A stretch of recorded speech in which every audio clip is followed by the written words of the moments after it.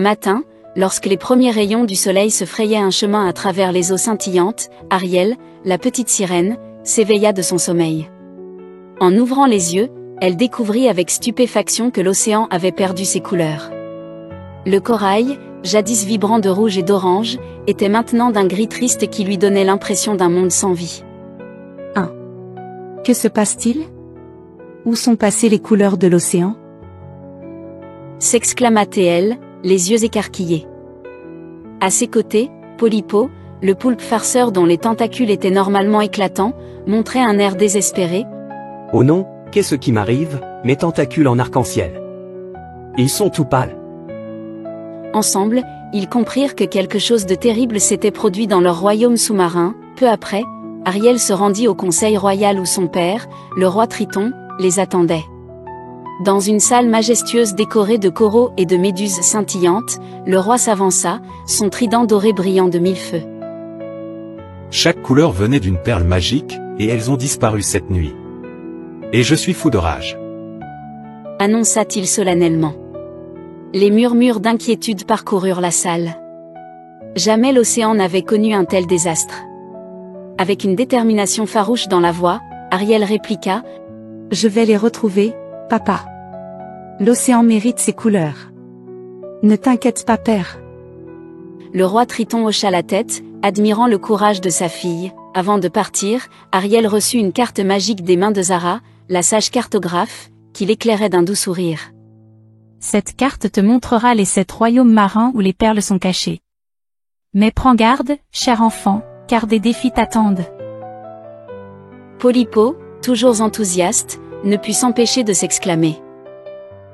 On va visiter tous les royaumes. Oh! C'est trop cool.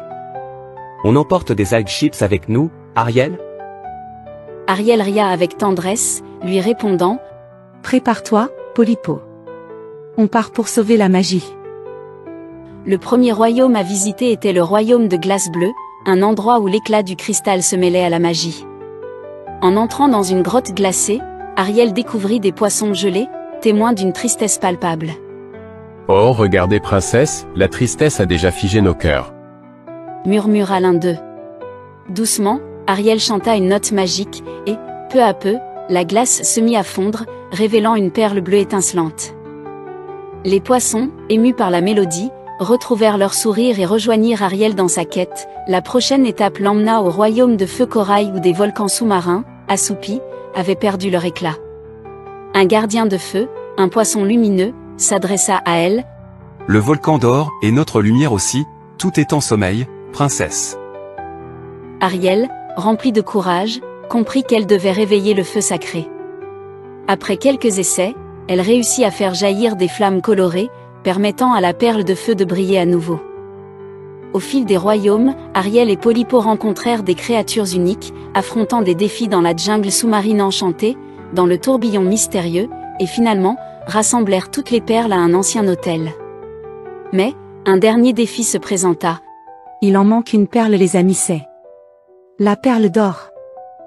S'inquiéta Ariel.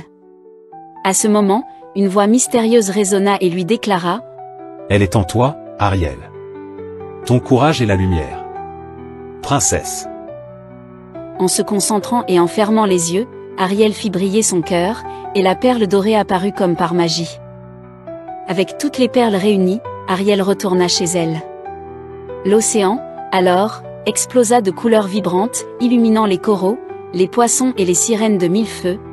Bravo Ariel, je suis fier de toi ma fille, tu as ramené la beauté au monde. Proclama le roi Triton, ému. Ariel, rayonnante de bonheur, répondit : L'océan a juste besoin d'un peu d'amour, et beaucoup de couleurs paires. S'ensuivit une fête magique à Atlantica, emplie de musique, de rire et de danse. Regardez, c'est moi la star aujourd'hui du dance-floor marin, les amis. Hop là! S'exclama Polypo, tandis qu'Ariel se joignit à la célébration, heureuse d'avoir sauvé son royaume et ses couleurs.